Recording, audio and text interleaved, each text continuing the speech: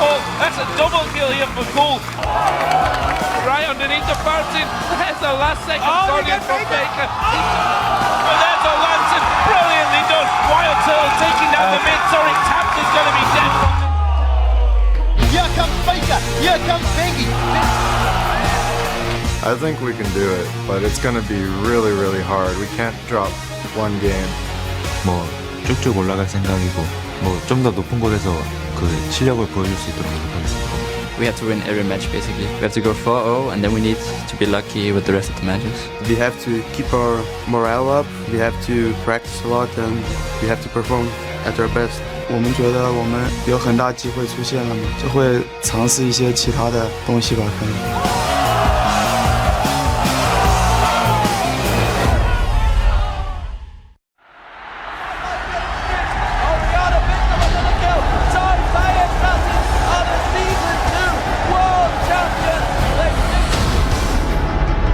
The road to the biggest event in esports begins right here.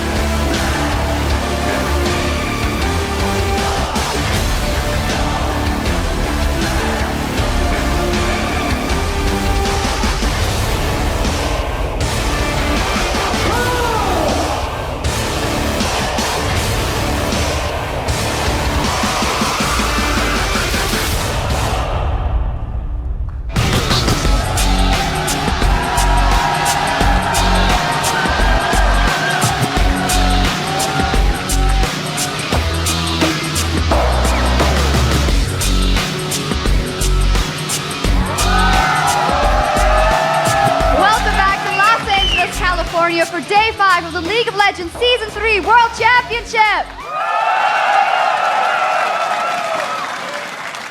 I'm Efjeshog supporter and I was going to say something about the studio audience, but they're just not loud enough. I'm sorry guys, you guys are awesome, and today the 5 teams of Group A will take the stage to continue their fight for a spot in a quarterfinals. But before we get things rolling, let's send it around the League of Legends studio, starting with Freak and D-Man over in the broadcast booth. Thank you very much, Sox. Did you notice, ladies and gentlemen, she didn't say anything about handsome casters today. I am, of course, Lee D-Man Smith, and alongside me is going to be David Freak Turley here with me at the caster desk, and we'll be calling the first 3 games of the day, starting with Nukeduck and the Lemondogs, taking on Faker and SKT T1. And you know, D-Man, with Nukeducks and Fakers and Lemondogs, my punny bun is already tingling. Okay, let's send it over to Joe, who's going to get comfy in the interview lounge. Thanks a lot, Demon. I'm Joe Miller, and this is where we'll be talking to the winners of today's 5 Group A games and get their thoughts on the race to the quarterfinals. But before we get there, let's send it over to Quickshot and the guys at the analysis desk. Thank you very much, Joe. And hello, everybody. I am Trevor Quickshot Henry, alongside Sam, Kobe, Hartman, Kensler, and joining us once again at the analyst desk to break down all the action and one-up each other in the predictions are the OGN cast of Monte Cristo, the evil geniuses Crepo, and of course, Counter Logic Gaming's Double Left. But before we get to today's action, let's kick off Day 5 with a look back at yesterday's 5 Group B games, starting with the showdown between Korea's Ozone and Europe's Gambit Gaming. Day 4 of the Season 3 World Championship kicked off with Samsung Galaxy Ozone looking to right their ship. Now the blood well has reactivated. It's now Diamond flashes in for the kill. First blood is secured for Dandy. It's now Alex forced to flash over the wall. And that's a 2-for-1 in favor of Ozone. after being poked down for most of the game, a desperate Gambit forced and lost a fight. Ozone would go on to win their rematch against Gambit without breaking a sweat. Dandy is the first target. Requiem being channeled from out of the back line. We do see Gambit securing the first kill of the fight as the Bloodwell has been popped. Genji was forced to run away. He was basically singled out by Looper. This is a 2-for-1, and now all of a sudden, Alex is in trouble. He's forced to exhaust data. He throws out the hourglass, but it's not going to be enough as Mata secures the kill. Well, ladies and gentlemen, Ozone have bounced back. They have earned revenge against Gambit.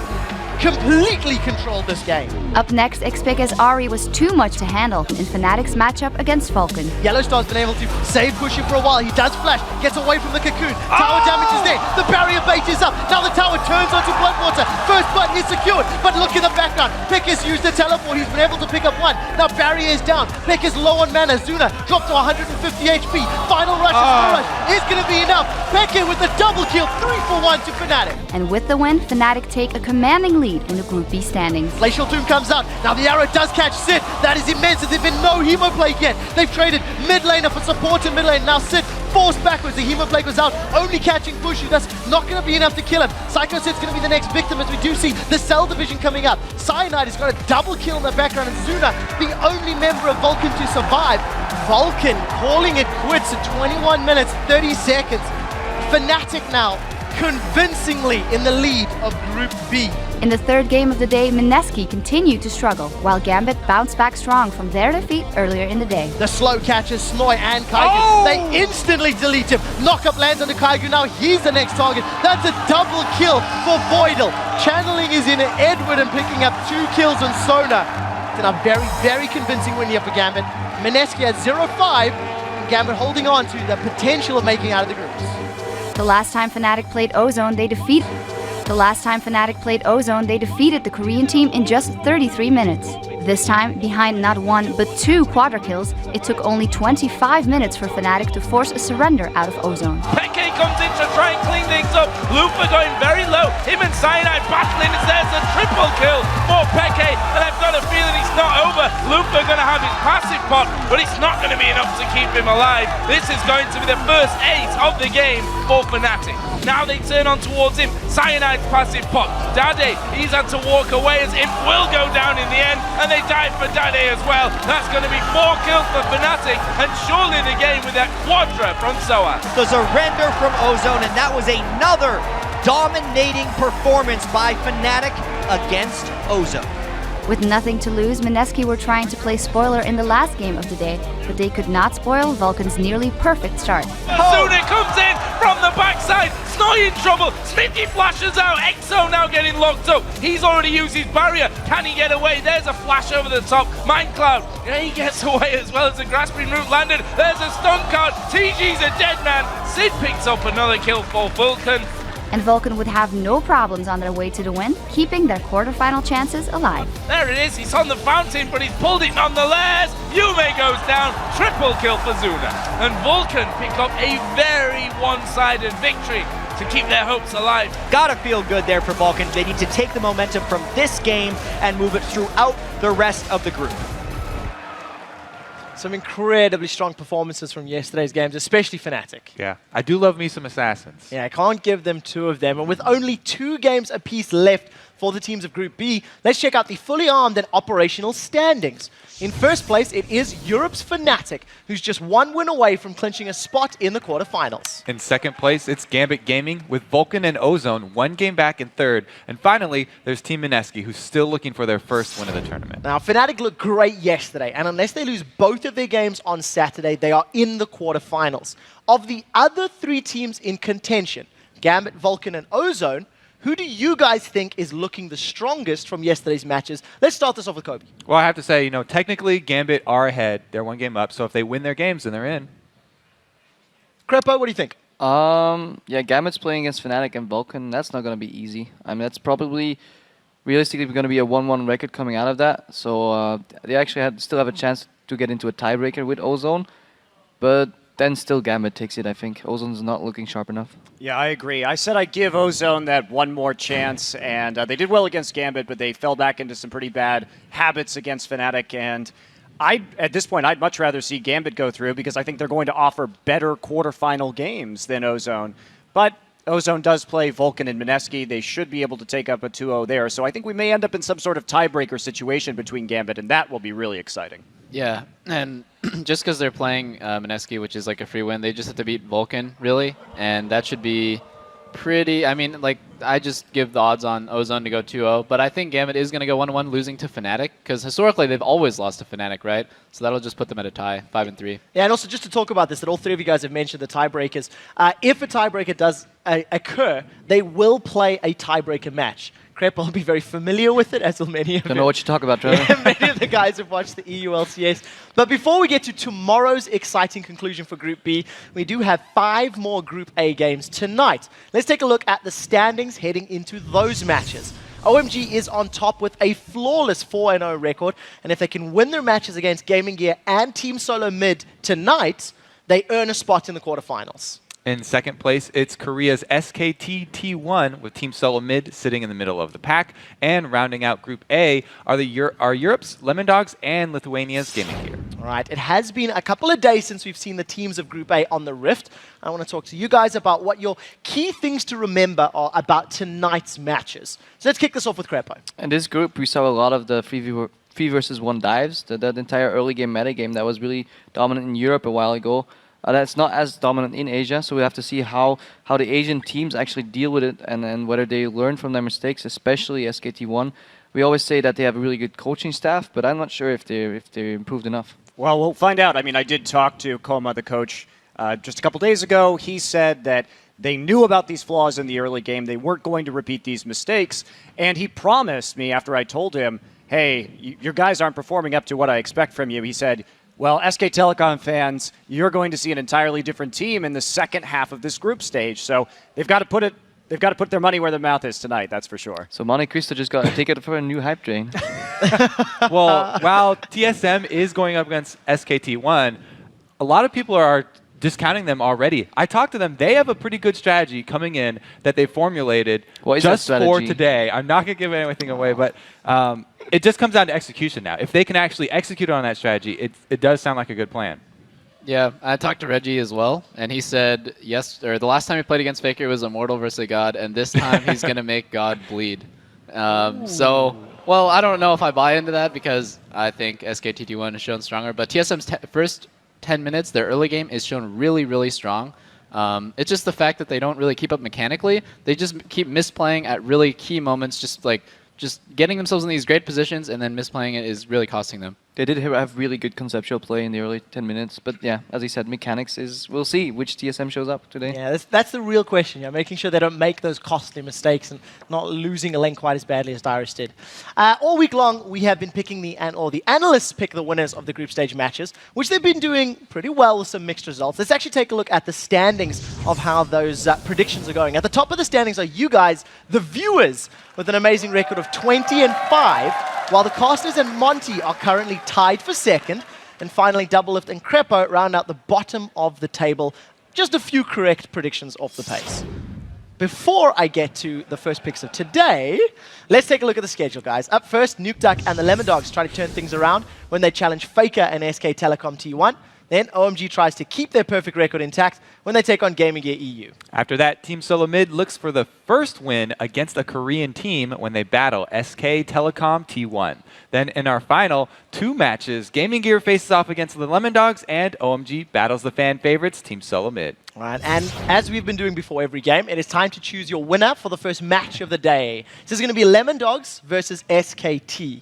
So I want to start with Kobe. Who do you think is going to win this one and why? Yeah, I'm going to go with SKT. Their players are individually really talented, and Monte Cristo here has just assured us that he's talked with the coach and they've shored up all the early game problems, so I'm going to take them. Yeah, I'm going with SK Telecom T1 as well. I think that we already saw them play against Lemondogs, and Lemondogs did hop to that early lead, but SK Telecom took the game home anyway in their favor. And so if they have shored up their early game, they should be able to take an even stronger win. And I feel like we've seen SK Telecom on the rise throughout the group stage, and Lemondogs has kind of been slipping downhill a little bit. That game against TSM was pretty sloppy on their part, and I don't think they played with a lot of respect. So, yeah, I agree. SK Telecom's just probably going to win this because their mid game is so clean. It seems like they don't really make any mistakes. Even if they do get a little bit behind, which I don't think they will against Lemondogs because their laners are so good, they can still just pull out a victory easy.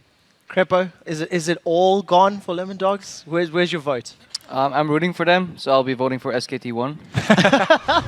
And I think this majestic analyst panel has said everything there is to say. Yeah, once again, all four of you guys in agreement. I don't think anyone is shocked by that. Guys, it is now turn for you guys to pick today's winners and stay on top of those standings. Just head over to lolesports.com. Go to the schedule in the top right, click on day 5, and vote away. And then head over to Twitter and let us know which player has surprised you the most in Group A so far and why. We're still at LOL Esports, and be sure to use the hashtag Worlds. We'll be reading the best surprises later today, and if one of them is yours, you'll get a Logitech G602S gaming mouse. All right, guys, we do have to take a very quick break, but when we return, Lemondogs and SK Telecom throw down in our first match of the day. The Season 3 World Championship will be right back. Don't go anywhere, guys.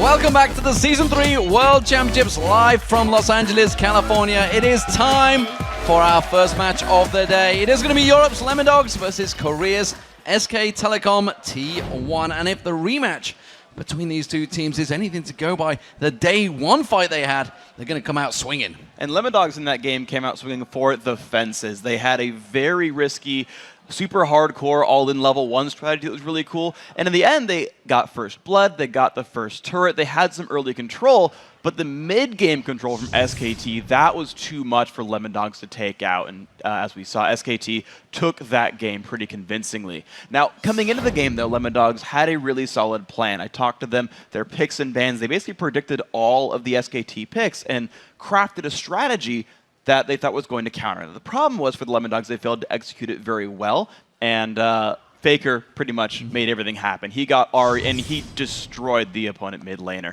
Of course, there was a Swain picked out. It almost worked out, but I've got to sort of comment here that Faker was involved in 19 of his team's 20 kills, and anytime you see Faker get rolling, usually means SKT wins the game, and that's exactly what happened. Absolutely, but despite how well Faker and SKT did against Nukeduck and the Lemondogs in their first meeting, the Korean squad believes they can do even better now that they have gone over their anxiety.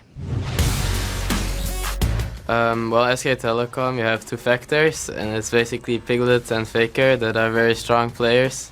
레몬독스와 첫 경기를 할 때 되게 많이 불안했어요. 그 경기 때도 되게 힘들게 이겼고요. I think their mid-game vision control is really, really outstanding. It's very hard to pull ahead of them, even if you win the early game. The most important thing about them is like they have an edge over every team in terms of map control. I think we can all agree that Faker did like a really good job already. Like even when his team was behind, he tried everything he can in order to bring his team back, and I've been really impressed by him, by his play.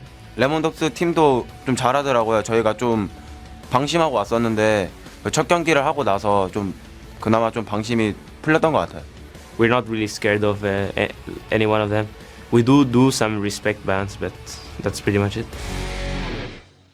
Yeah, interesting thoughts there from Faker, obviously saying that they came in a little overconfident, and we had that feeling. And honestly, if you're ever going to beat SK Telecom, I feel day one was when you had to do it. And that's traditionally been what's happened. We talked about that before the tournament even started, where in a best of 5, they will lose the first game or the first and second game and then come back. And, you know, maybe they really are the best team in the tournament, and they just had that slouch in day one, had a bunch of close games, they lost to OMG, and they really are unstoppable. Or we just see that these guys are actually very much mortal, and that Lemondogs still have a great chance into this game. Well, we will see. Let's check out those lineups, because starting out on the blue side, it is going to be the Lemondogs. In the top lane is Zoro, the junglers, Dexter, Nukeduck in that mid lane, Tabzz as the AD carry, and Mithy is the support. And in the red corner, it is I'm going to wait for that applause real quick. In the red corner, it is SKT with Impact in the top lane, Bengi in jungle, Faker in mid, Piglet on AD carry. Those are not fake cheers, those are real cheers for Faker. And of course, PoohManDu on support. And that is the great thing of League of Legends. Everybody you can respect when you see absolute amazing plays. And we've seen them a number of times from Faker so far in this tournament as well. Not just in any old tournaments, in the World Championships. He's doing it when it counts, not just on single solo rank queue or something like that. It's really when it counts. What are we expecting to see from the picks and bans here? Because the first time they met, Lemondogs pulled out something special. But I'm not too sure they're going to get allowed to do it this time.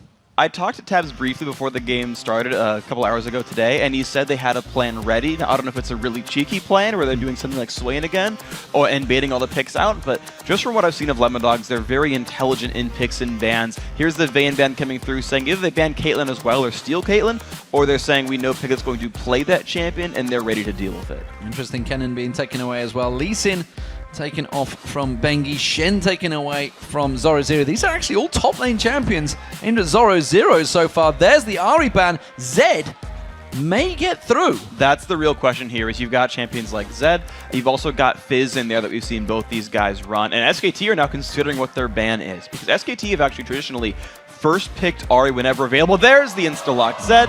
They didn't want to give away Elise. Interesting, and well, you saw Zyra very happy to lock that one instantly. I'm pretty sure SK Telecom knew that was coming. There's some moment they went, we're going to have to use it on Elise. That means we're going to let Zed through. Let's see what Nuke can do on that. That's awkward, though, that they banned Elise, because that's one of the other great early game junglers. And thing is, Vi, which Bengi's also known for, is a champion that Dexter loves to run. He's done it this tournament. So I feel like SKT banned themselves out a little bit here. I actually don't like the Elise ban so much, because you would have predicted the rest of these. There's the Caitlyn, not steal at this point anymore, because of course Piglet's going to play Corki, but Lemondogs have picked their champions in fast. They saw this all coming. They're confident in their pick so far. And this does show that this is a team that's researched it, obviously after the first meeting. The fact that Corki was picked up there, flavor of the tournament, it seems, rather than flavor of the month. And Zyra, of course, alongside him. Zyra also doing very well in this tournament. Yeah, she's actually been the most picked support that I can recall, actually, in this so far. So Faker, this is actually a shout-out. I was talking to Faker in the Champ Select lobby, and he said, I'm going to jungle Lulu for you. He's not actually going to, but I appreciate the shout-out, Faker. Riven, though, that's interesting. All right, so I'm guessing that's impacting the top lane. They've already locked in the Jarvan jungle. That's interesting. We haven't seen her a lot in high-level competitive play.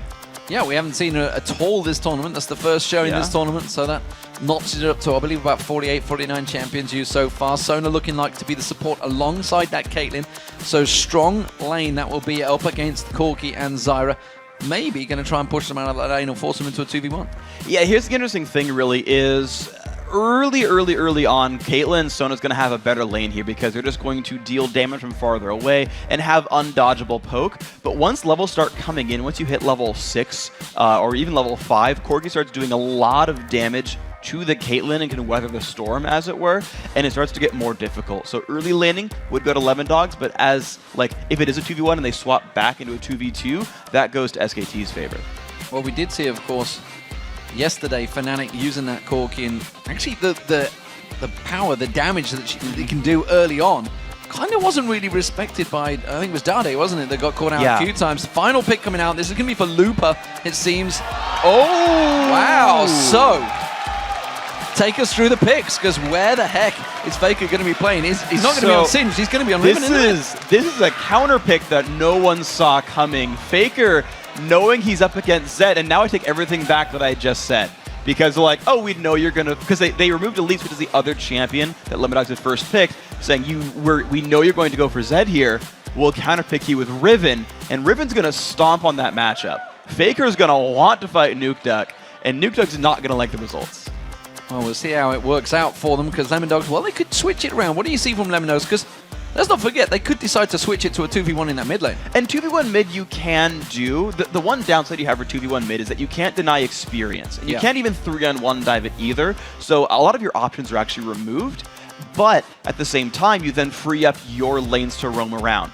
Unfortunately for Lemondogs, Sona's not a great roamer. She's not like a Zyra or a Blitzcrank or a Taric or an Alistar where you make plays. She just... I can go hear the jungler as he steals a red buff away. So it'd be okay to 2v1 mid, but not optimal for Lemondogs. So that is the teams, and while the teams do load onto the Rift. Let's take a look at what you guys at home have voted for this one. According to lolesports.com, 79% of you guys at home have voted for SKT. And of course, all the analysts guys went for the same team. So everybody's on the same page right here. Right or wrong, we're all in the same boat. So everyone high five your monitor for me. We all agree with each other. That's nice. Except for the 21% of you who went for Lemondogs. You guys are unrepresented here.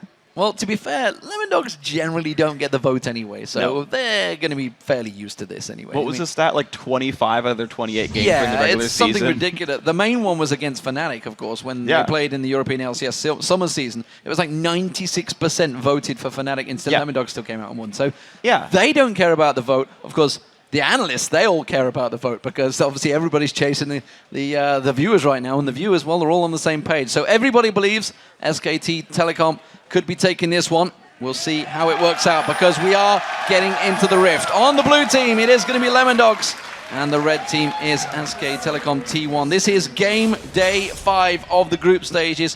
One more day to go, ladies and gentlemen. Tomorrow is the big super day straight in there. Faker's going to get caught out. Can he get taken down? Yes, he will. First blood going down to Tabzz. All right, well, I'm going to start taking back a lot more things that I was thinking. I'm going to rewatch that on my screen. Basically, he just gets jumped on by Lemondogs, and it's just a bunch of crowd control falls onto his face. So just like last time, Lemondogs got first blood, this time a bit earlier than before. This actually might be one of the fastest first bloods of the tournament. It was definitely before 1 minute in. Now, remember that last time SKT did come back from a horrible level 1 and end from an early first blood deficit.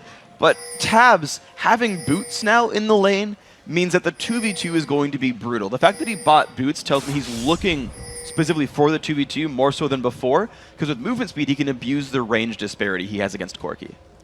Well, it does seem that SK Telecom are not going to be outdone by this one. You can see the 4-man invade possibly down the bottom. Lemondogs doing the same, going up the top. They had something funky planned out before. Remember, against OMG, it worked heavily in their favor, also against SK Telecom, but this time around, they've already got that first blood. Let's see if they can take anything more from this one, Freak, because this, at the moment, is going to be a standard red exchange. It is just starting out as a standard red buff steal on both sides, and I don't think much is going to happen for this one. The only thing we've really shown so far, and actually Nuke kind of showed that they were going for red, which isn't a big deal. The only thing we've shown so far, though, is that Zoro0 is going to be committing himself to that bottom lane and will be put into a 2v1. SKT, I think, are going to get the better side of this because Corki is going to be able to survive that early game lane deficit, and then we'll see what the junglers end up doing with these lopsided lane matchups. Well, Nuke happy to go in towards that 1v1 lane. You said it's going to go heavily into the favor of Faker. We'll see how it works out, Riven versus Zed in that mid lane. And really the first blood assist for Nuke doesn't change very much. It's just a Doran shield and maybe like 1 or 2 more potions than he would otherwise. But the really fun thing is going to be what Impact does with his teleport, because he went and took the double golems, and then he can show up to his lane late with a bit of an experience advantage, and I want to see how that pans out for him. Yeah, with that teleport, of course, he's going to be heading back towards that top lane. We'll see how it develops. Bengi in that mid lane. Nuke taking damage from Faker already. Jumping straight on him.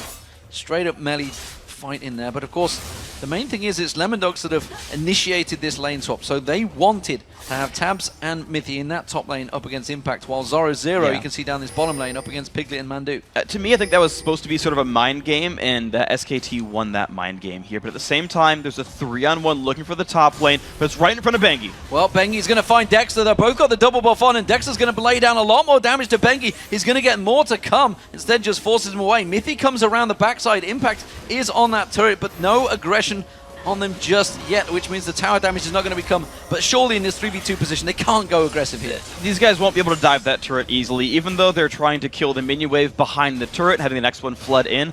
All they're doing is sort of buying time, but Zoro0 is going to have a rough time 1v2 regardless here. There's not much getting done by Dexter. Well, at the moment, it's a rough time for Faker in that mid lane. He's taken a lot of damage out from Nuke at that. Meanwhile, Zoro0, he's fending off the bottom lane. All the lanes being pretty much hyper-aggressive. Zoro0 keeping them at bay. Dexter's coming around. He's going to try to steal away those wraiths. He knows Bengi is still having to defend that top. That's actually a really smart read. Good counter-jungling by Dexter. Now, you mentioned Faker as well. I'm surprised by the Doran's Blade opening because he knows Nuke can deal damage to him and wear down the health bar. And with Faker having no way of regaining his health back without having to auto-attack things and be in Zed's attack range, that's been it's been making a really rough situation here for Faker. Well, it's something we've seen in the past. Obviously, with the Oriana, you think he goes with that Chalice instead of going defensive. He wins these matchups ordinarily. Maybe he's bitten off more than he can chew against Nukeduck so far, because the CS, you can see, it's 27-16 in that mid lane. Big gap disparity building up for Nukeduck, and Faker's just had to go back and buy, so he's been sent packing early on by Nukeduck. Alright, so he's going to come back to lane with an extra Doran's Blade as well as a potion, and that should be a little bit more to help him survive the lane. But of course, whenever Nukeduck goes back, he'll be able to buy a couple of long swords, maybe even 3 if he wanted to sort of bank up for a while. And it continues to make that matchup difficult for Faker. I guess I got the read wrong. I feel like he's going to keep going Nukeduck's way, but maybe at level 6, just with the ulti, there's some grand power spike that Faker gets. So what do we see from these lane swaps? Oh, tell a lie, Nukeduck's getting aggressed on. He is going to use that Living Shadow to get away. Faker came straight back to lane, put the pressure down. Nukeduck was backing off before that. Bengi was just laying in wait as well. Back to my point, though, the 2 lanes that have swapped. You can see, obviously, Tabzz and Mithy in this top lane. Who is gaining from this lane swap the most? Well, the top lane turret's at half, the bottom lane turret is also at half HP, and you actually see that Impact is having a slightly better time of last hitting. He's at 19 compared to the 13 of Zoro 0. Now, on the other side, though, Dexter's had a little bit more time to run around the jungle. He's just basically counter-jungling and looking for opportunities, whereas Bengi's more or less camping for his top laner, and that's a bit of a disparity. But this is it. Faker running up towards that top lane. The ward's going to spot him, but is he going to be too far deep in towards that lane? He's already ghosted. A 3-man dive. You can see Mithy already flashed away from this one. He's going to get caught out. Mithy's going to be the sacrificial lamb. Tabzz will get away, but that's Impact picking up the kill on Mithy. That's a good pickup right there. It's when you've got a lane matchup like that, you didn't even need Faker to make that happen. It was just these guys were pushed up so far. Tabzz was unable to land like a 90 caliber net or something to slow down the Singed advance. And there's just no tools there for Sona to run from that. Well, Nukeduck going aggressive on towards Faker there when he comes back to lane, forcing him back the long way around in towards that turret. Of course, he does pick up the assist goal, and did everyone in the SK Telecom camp right there. So 6.5 minutes gone, still very even. That first blood on Faker counteracting right now because he's been up there and helping out. But Nukeduck's doing a pretty good job in this mid lane. He's kept the CS advantage still in his favor, still around about that 15-20 minute mark. But now Faker's going to surely start coming into a bit more power spike. It's going to get a little bit better. Riven, I think, scales a little bit harder off of early attack damage than the Zed does. But the one bad trade you saw against Nukeduck was because Faker had gone back and Nukeduck hadn't yet. So you've got a 1-item advantage here for the Zed that honestly should keep Nukeduck in favor. Well, we do see Dexter paying a visit towards those Wraiths once again. He's managed to take the camp away. He could go towards the top. They've tried that 3v1 exchange, and that tower is low in the top lane. Of course, the red buff's just spawning. He may steal this one away. Bengi is doing the exact same in the bottom lane. Thing is, it's not going to be the buff's not going to be available, but Bengi can look for a dive here. He ran through a ward in the river, so if Lemondogs are spotting this, they should be okay. Mithy getting caught by the tower there. Impact's hoping to try and chase on this one. Has got Fling available in the moment. Tries to get the slowdown on him. He does. Dexter comes back around there and forces him away. Bengi, though, coming around towards the mid lane. We can see Nukeduck. He is pretty deep on this lane, feeling very confident up against Faker. Will he be too confident and push forward? No. It looks like Bengi is going to back away. And Nukeduck's doing a very good job of, as I say that he actually uses the shadow, but it's because he saw Bengi go back into the jungle. Nukeduck's doing a very good job of holding on to his W cooldown, making sure he has it if he needs to escape. He's not wasting it away. And a point with Mithy, actually, that I really like is normally Sonas do not learn their speed buff at level 4. Mithy did here to run away from Singed, and of course, there's also a gank being set up by Dexter here. But the problem is, he's going to actually land on towards Impact. Has he gone too early though, Dexter? Because coming along the top is Piglet and Mandu. They're about to join this fight. Oh, and he flings Dexter straight in there. Dexter's got to run past it. He's going to get locked up. The tower does go down, but that is going to be a dead jungler for Dexter. That's really unfortunate. He should have seen that when a turret goes down, the dual lane often swaps back. They happen to be right in range there, but Dexter that was not a necessary dive. He should have known that there are people coming in to support that top lane. Teleport down the bottom from Impact. That's going to force Zoro 0 away from the turret. He was pushing up aggressively there. Nukeduck, he's going to see Bengi coming around the mid lane. Of course, that's going to give away their position, but the top lane's where they're going to be pushing. Mithy and Tabzz will return to that top lane, so they're happy to keep a 2v2 now. This will be the interesting thing because there's a BF sword picked up now for Tabzz. I know I said earlier that like level 6 or 7 it gets really great for Corki, but there's a giant damage lead right now for the Lemondogs AD carry. So looking for that matchup and dealing damage, no, I tell a lie, he swaps back to the bottom lane. Just kidding, they still want to do the 2v1 pushes. All right, so Lemondogs still going for the 2v1, still trying to deny. And of course, now they've got the numbers advantage on the Dragon side of the map. Yeah, it does look like, well, Mithy warding out. It seems that they want to get in towards that position. Impact, we've seen him on Singed a number of times. He's happy in this position. Obviously stepping in towards this tournament, but his Faker's going to get aggressed on. Dexter comes in there, tries to turn it back around on towards Nukedog. Where's the damage going to go? Faker manages to avoid it. Nukedog's now in trouble. He's trying to put the pressure down. Bengi playing good defensive linebacker there. And ultimately, Faker burned more than the Lemondogs did out of this one. He lost both his summoners, whereas Nukeduck still has Flash. Ults come back from cooldown pretty quickly. But this top lane is getting rough. Piglet and ManDu are pushing that turret down so fast that I don't know if the Caitlyn Sona will kill the opposing SKT turret nearly in time. Look at that. The communication there. Impact's realizing that Faker's going to go back. There's a wave of minions about to be pushed on towards that lane. Instead, he comes up, puts down his smoke, and manages to pick up a couple of CS. His bottom lane, of course, was pushed up heavily. That means Lemondogs are going to be putting pressure on towards that bottom tower, but this top tower, it's going to go down. This is going to be the second turret of the game for SK Telecom. I'm very impressed by the moves here by SKT because you normally consider Caitlyn such an incredible turret pusher, and yet despite all of that, SKT has just built a turret lead out of this one. And honestly, they have the ability to roam back down and contest Dragon if they want to, or just keep putting pressure on sides of the map that doesn't allow a Dragon attempt for Lemondogs. Yeah, at the moment, you can see Impact, of course, just shoving that wave back along there. There is no tower defense for them. Zoro is having to return to that top lane. He's still keeping up the CS. Himself and Impact are still keeping it pretty even, despite the fact they've not been up against one another. But the mid laners, that's where the power's really going to start coming from, Freak. And you can see they're starting to have a bit of a build disparity between the two. Obviously, Faker looks like he's going to be rushing for Pain. Maybe he's going to go Blade of the Rune King afterwards. I don't know. He's got Brutalizer. Nukeduck in the meanwhile. He's rushing out for that Blade of the Rune King. Yeah, there's a couple of different builds you can see from Ribbons. I've seen a million different ones. So some people can rush a Last Whisper. Some guys can actually go for an early Bloodthirst or Ravenous Hydra. We'll see where he goes. Of course, early Brutalizer is standard. Now, of course, Dragon being picked up, SKT got their turret. They roam back down. Lemondogs are not ready to stop this one, though. Crescendo comes across. Bengi just jumps in. Mithy goes down already. Yeah, you can see them immediately. Dexter's going to come back around. He catches three of them, gets flunked straight away. Zyra comes in. Can they get the damage down? No, they can't. That's going to be a double for Piglet. Zyra goes down as well. And now Nukeduck's in all sorts of trouble. SK Telecom are cleaning up here. This is going to be the fourth kill. And wow, they just dominated Lemondogs there. 6-2 in kills. Lemondogs limped into that fight kind of one at a time. Not a well-constructed battle at all. You saw them just getting picked off one by one by one. Nothing really coordinated there. SKT grouped up, had the forethought to group for the Dragon. Watch this fight. Mithy just gets straight up caught, has to basically waste Crescendo, doing nothing. Flash the way. Watch, they've got two members here fighting alone, having to run away. Then Dexter shows up into 4 people, still has no one really supporting.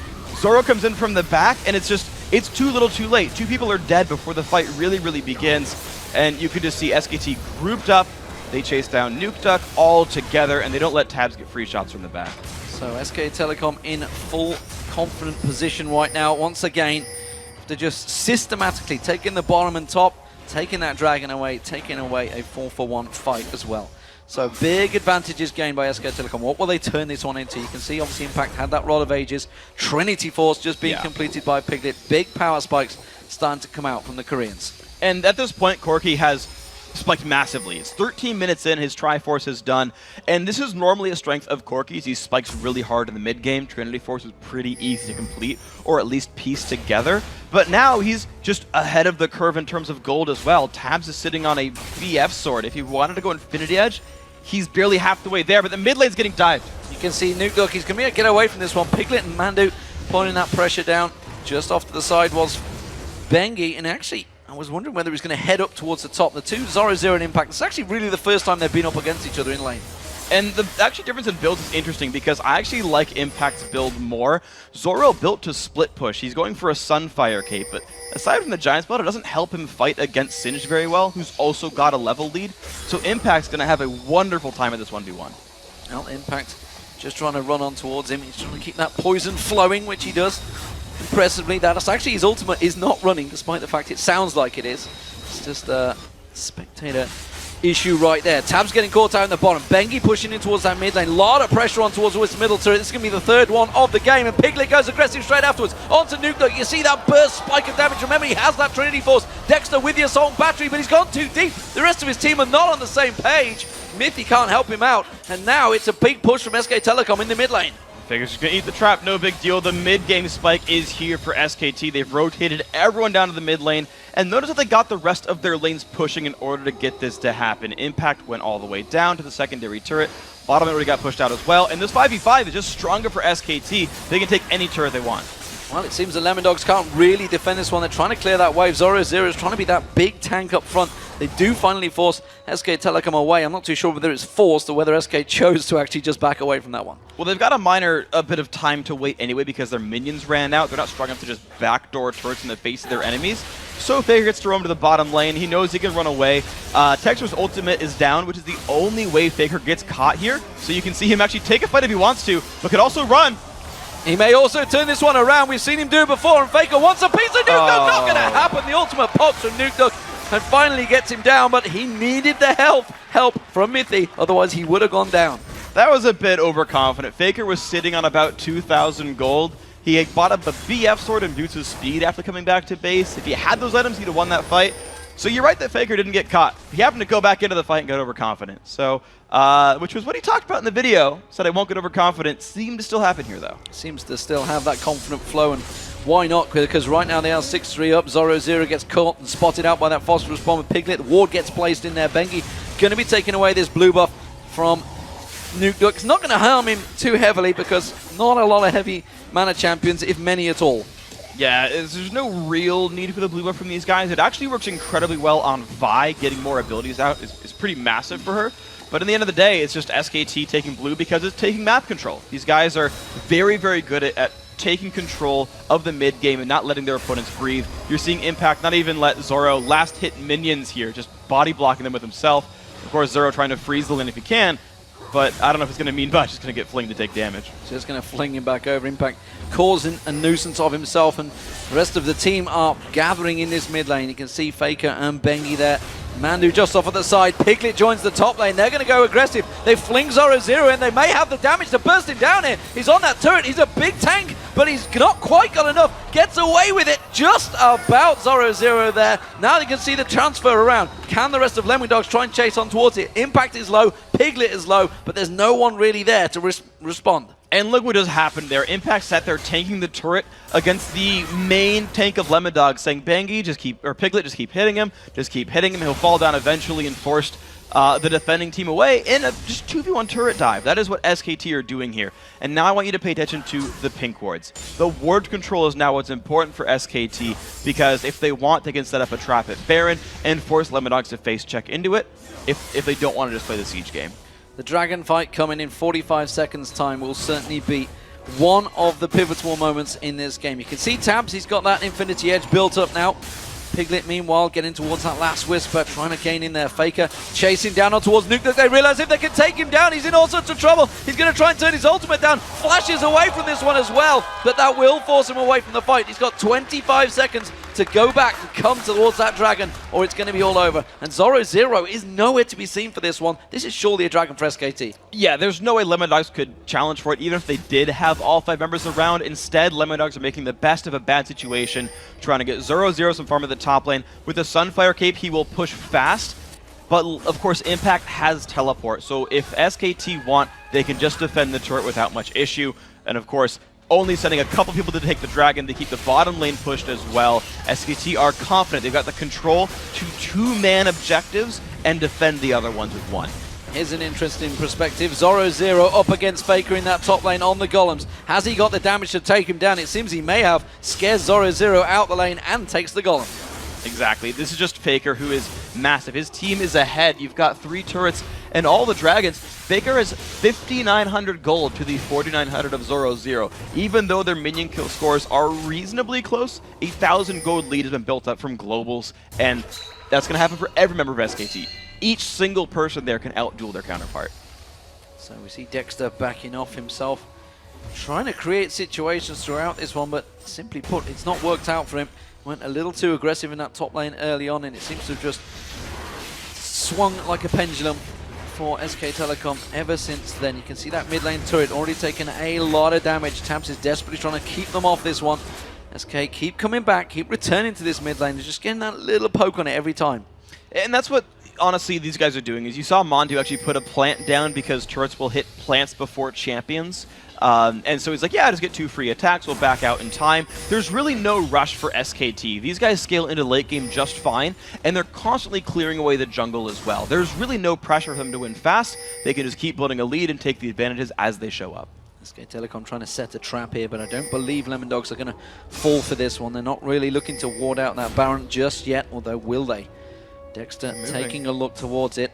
No, instead puts a wise ward down there. Zero is the one that's trying to do it. He may get caught out of position. SK Telecom going to dive for this one. Tabzz gets caught out. He gets dropped down completely. Dexter's going to be the next focus target. He's trying to get away from this one, but Nuke's out of position. Tries to use a living shadow to get away. Cataclysm closes him in there. Goes on towards Piglet. Just gets dropped where he stands by Faker. And SK Telecom clean up. That's a 2-for-0 easy victory there, and that is going to be an inner turret. That is going to be probably some more as well. With 2 members down, there's no way Lemondogs can defend their base or a Baron. And the thing is, that jump in was not required by Lemondogs. Good job by SKT to set up the bait, and good patience by them as well. But Zero got a ward onto Baron. He knew there was nothing actually imminently being taken. Lemondogs thought they could surround Impact, not realizing where the rest of SKT was, and because MonDu has an Oracles, he guaranteed his team was in darkness, and Lemondogs face-checked anyway, and they got those kills. I think we're going to see a return. Mithy's going to get focused on, has to use that crescendo, gets cleansed off instantly by Piglet. Ace in the hole comes out, blocked out by Bengi, not going to find its target. Impact continues to chase, keeps the whole team away. Lemondogs can't go near their own jungle right now. They absolutely cannot. There's too much damage potential here. There's no catch potential, although it is going to be the top lane turret now taking siege, despite the fact that they could keep baiting Baron. It's SKT looking for pushes constantly. Faker taking a couple of tower hits there, got stunned out by Zoro. Lemondogs looking to maybe try and chase on this one, maybe sensing a little bit of an advantage, but meanwhile the mid lane, you can see Impact, he's just running rings around that inhibitor turret. Somebody somewhere has to deal with Impact. Yeah, he's just going to keep the push going, and of course he still has kept his teleport up for an incredibly long time, despite the fact that he could have used his summoner spell to stop the push in the top lane, to get into fights and whatnot. SKT are leaving it up as a resource. Their rotations, something we keep talking about, their mid game and their rotations for SKT are so good. They're playing it on foot, and then if something really does happen that's crazy, they can use that teleport later on, but they're letting everyone else take rotations in the meantime. So I've got to say that's a good set of plays here by the Korean squad. They're definitely looking good coming into the second to last day of their group. Well, I think back to way back into the MLG New York days when I was alongside Monte Cristo, ironically, when we saw the Koreans first bursting onto the scene in North America, and they absolutely shredded everyone. And back then, they were still 2-3 steps ahead of people. And it seems that still we get to catch up with them. Certainly the Lemondogs at the moment, they just seem lacking in when it comes to SK Telecom's sort of positioning. They just seem to put the pressure on all of the lanes to be in perfect position to just set up those ganks. It really is. It's the ward control game. It's a lot of these teams are not familiar with what to do when the enemy team is constantly in fog of war. All these moves come through because you don't see the other team. They don't see where SKT is, and they walk into one brush too many. Same situation. Pink wards, Oracles, running near Baron. They see, oh, well, Lemondogs are actually in the mid lane. Okay, we can take it now because they didn't check last time. Yeah, and you can see Impact's just keeping vision on them, knows that they're nearby. MonDu's just off the side. They sneak and hide in there, so Zoro has to come all the way in there to check it. Goes in, goes too deep. Stranglethorn separates them out there. Dexter goes in. Assault Battery already used on MonDu. He gets dropped down by Faker. Faker turns it back around. SK Telecom are pretty low right now. If Tabzz can gain a good position, he may be able to start getting some damage down, but instead, Impact and Piglet completely separating them. That's going to be Nuke going down. Now we can see Mithy and Tabzz running for their lives away from Impact and Piglet. And again, another fight well played by SKT, forcing Lemondogs in. That's a kill on the Mithy. He's just going to go down. Singe chasing, not something exactly new at this point in this game. And it's just over and over. It's SKT setting up fights that they can easily win. Lemondogs runs into them, onto the Zyra ultimate. It spreads apart the team. SKT get another clean team fight win, and they take another turret off of it over and over again. Methodical play from SK Telecom. 24 minutes coming into this one. The first inhibitor of the game will go down. It's 12-3 in kills, 5-1 in turrets, and well, you can see that 9,000 gold advantage building ever so more. Tabzz having to use the 90 caliber net to try and escape the oncoming horde of SK Telecom. just about getting away from there. Everybody seems to be on point right now for SK Telecom. We talked about it at the start of the show. Just you had to pick up those wins on day one, maybe catch them a little bit disoriented, but they seem to be coming in today full of confidence. Exactly. The SKT are just a team with so much control and knowledge over how to play the game. And Lemondogs, being a bit of a new squad, they're a little bit green, they haven't quite ripened yet. These guys have more future to play, of course, for themselves. We talk about what happened with Mineski. They said, you know, we're happy to be here, we're learning a lot, and these are really smart teams to play with. And again, to that point where a lot of these teams haven't played against supports like Mandu, who just create fog of war the entire time and never let you move. Lemondogs had to experience that now and say, this is the kind of game that we could evolve ourselves into. This is the kind of game that we could compete against if we learn the play style. And they'll keep learning. Zyra having to use Dominus, going to try and turn it around. The aggression on towards him, assault battery on towards Faker. Have they bitten off more than they can chew? Faker's going to try and run away from this one. They've got slice and dice in a moment. No, gets to the turret. The rest of SK Telecom join in there. Teleport coming in from Impact, and now they're closing the gap. They catch the grasping roots on towards Dexter. The fling comes in. Dexter goes in to his death and demise. He will go down. It's Faker that picks up the kill. Ace in the hole not getting through there. Faker does go down. Nukedog picking up the kill there. Nukedog too deep, all on his own. He's going to get taken down. It's ManDu that manages to close it out. It's a 2-for-1 to SK Telecom. And there is a 7-0-3 Corki with a bunch of items, going to continue to lead the charge here. A 4v3. This might be the game-winning push. There are super minions here. Just kidding. SKT looking for the top lane. And just look at Impact's build. He knew what he was up against. It's all about the melee and armor damage, and just goes straight for that Thornmail, building into exactly what he's up against in their opposition team. And that's just so smart in general. That we talked about it a little bit with Zyra going for the fast Sunfire cape. He's actually going into a bunch more armor as well, realizing that Faker and Piglet are the most damage, but he's never even had a chance to fight against Impact, who's had an easier build path and really no counter building for him either. And it seems that every time Lemondogs try to create that situation, SK Telecom are there, they're reacting, they're already into position. You saw it, obviously, that started off with Dexter and Zyra trying to create a situation, trying to get into Faker, but the rest of SK Telecom reacted so quickly. Well, think about what they're trying to catch right here. The only guy who can really engage is Dexter on Vi, maybe a flash node from Mithy. But you're trying to chase a Singed, which is like rule number 2 of League of Legends, is don't chase Singed. Or chasing a Jarvan who's going to flag toss away, or Faker on Riven who's going to press Q a bunch and get out of range, or Korg who's going to Valkyrie. Like, every single one on SKT has really good disengage tools. And then when you dive really hard because you're Zed and Renekton and Vi, Stranglethorns shows up. There's really, like, sort of categorically in a team fight, SKT has all the tools they need. In addition to the fact that they've played the mid game so well, SKT I think have done remarkably from second 0 all up till now.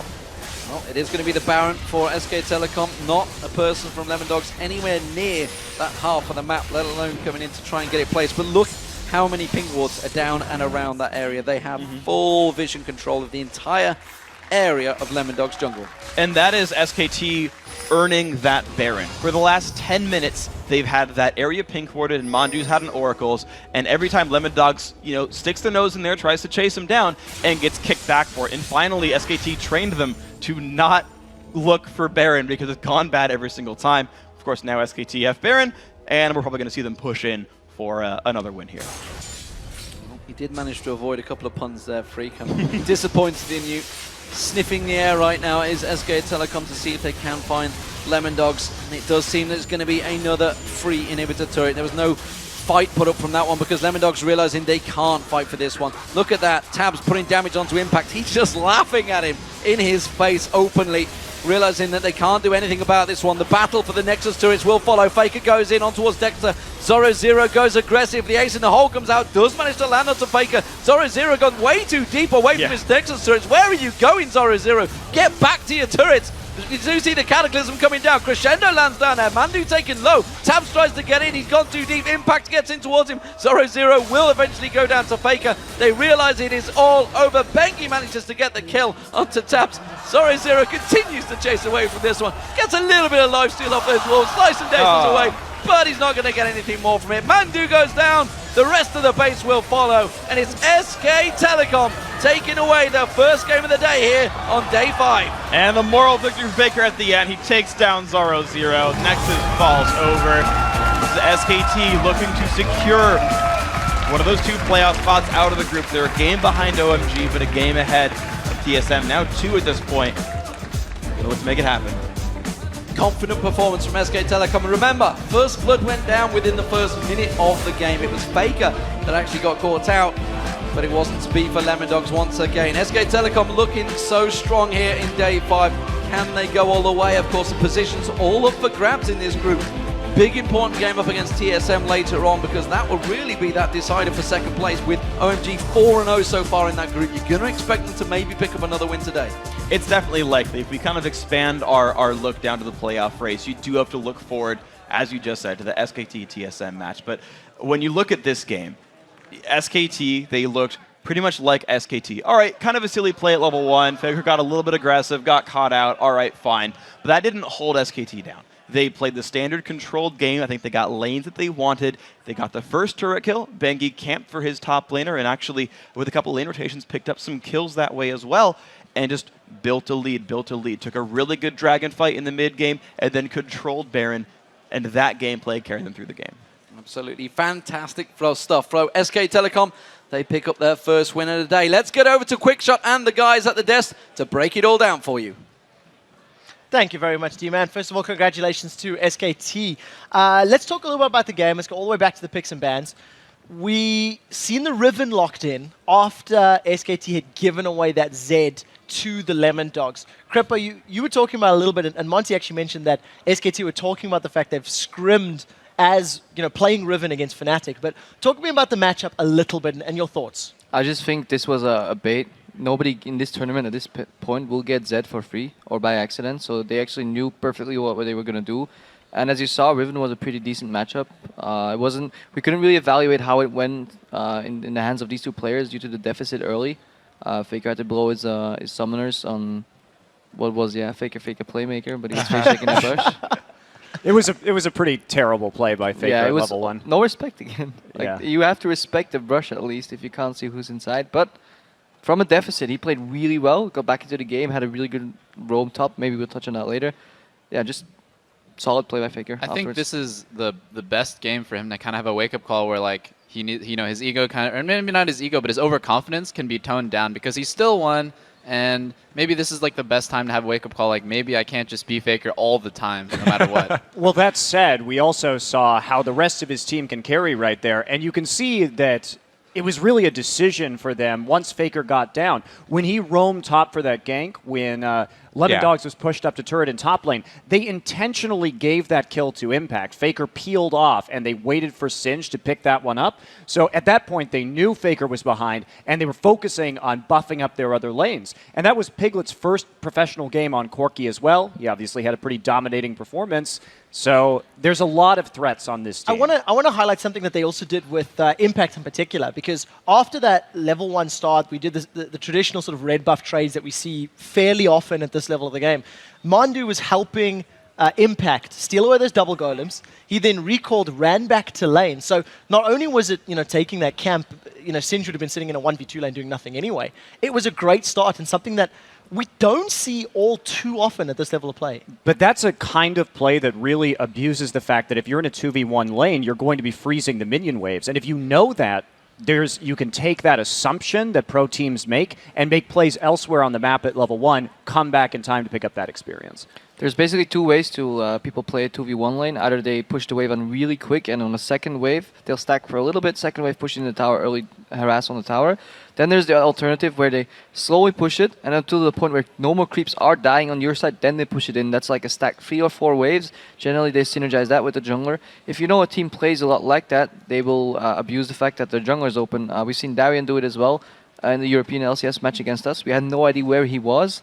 He did Wolves and Wraiths, and then went back to bot lane. Yeah. I have to say, overall, it seemed like SKT was able to make their adaptations quicker. Lemondogs also made mistakes. It wasn't just Faker here making some questionable calls. Lemondogs, they went for that dive after the bottom 2v1 situation. SKT1, their duo had already recalled, so they were definitely going to make a lane rotation. And then Dexter puts himself behind the turret, cut off from his allies, and it all went downhill from there. Honestly, from Lemondogs right there, if we think about they could have had more dragon control in the early game. They really focused on keeping control over SK Telecom's red in the top jungle, and I feel like they could have made a potentially good dragon play, but they made that decision instead, and I think that cost them in the long run. And I think this is a great game to illustrate why SKTT1 is just kind of stronger right now than Lemondogs. Like Lemondogs team comp, Renekton, Zed, Caitlyn, that's such an early game oriented team comp. You have to pull ahead early game and then you can snowball it from there. They actually did pull ahead early game and shut down their enemy team's star player, and they still weren't able to close it out. SKTT1 still, even at a deficit, was able to win dragon fights and take objectives. Definitely something every other team in this group and in this tournament will have to keep their eyes on. And after that game, let's actually take a look at where the teams sit after the very first match of the day. OMG are still sitting at the top of the table, undefeated at 4-0. They are one game behind SK2, are currently sitting 4-1. TSM, the last, I believe, potential team that can actually make it out of these groups. We'll have to see how their games go later in the day. And of course, Lemondogs now 1-4 at the bottom of the table. All right, guys, one game down. One game you all got right. Congratulations. Yay. Now let's see who you guys like in our second match of the day. This is going to be OMG versus Gaming Gear EU. And I want to look at Kobe for my first prediction here. Who are you putting? Where are you thinking? I'm going to have to go with OMG. I mean, Gaming Gear, they've really had trouble finding wins anywhere, and OMG right now are at the top of the group. It's pretty much just follow the numbers here. I agree. I think OMG is looking strong. They haven't dropped a game yet. They've proved that they can play both very aggressively in terms of dives and a little bit more passively as well. So we've seen dimension from their style. I like them a lot going up against Gaming Gear. Crepo? I'll have to go with OMG as well. It's a really small David against an even bigger Goliath. I don't think they can take the game off OMG. Yep, we're all in agreement. Probably OMG. One interesting thing I learned about them, though, from Tabe Royal's support is apparently this is like one of the only Chinese clubs or teams not to ever stream. They almost never stream as like individuals, and they practice like anywhere from like 12 to 14 hours a day, the most of any Chinese team that he's ever heard. Well, we'll have to see if it works out for them. It is so far 4-0 in the tournament. Guys, we do have to go AFK for a second, but when we return, OMG looks to keep their world record perfect when they take on the Wildcards Gaming Gear EU. Plus, the man, the myth, the mid laner, Faker, will join us to talk about the team's great start to the day. Don't go anywhere. The League of Legends Season 3 World Championship will be right back in 3.5 minutes.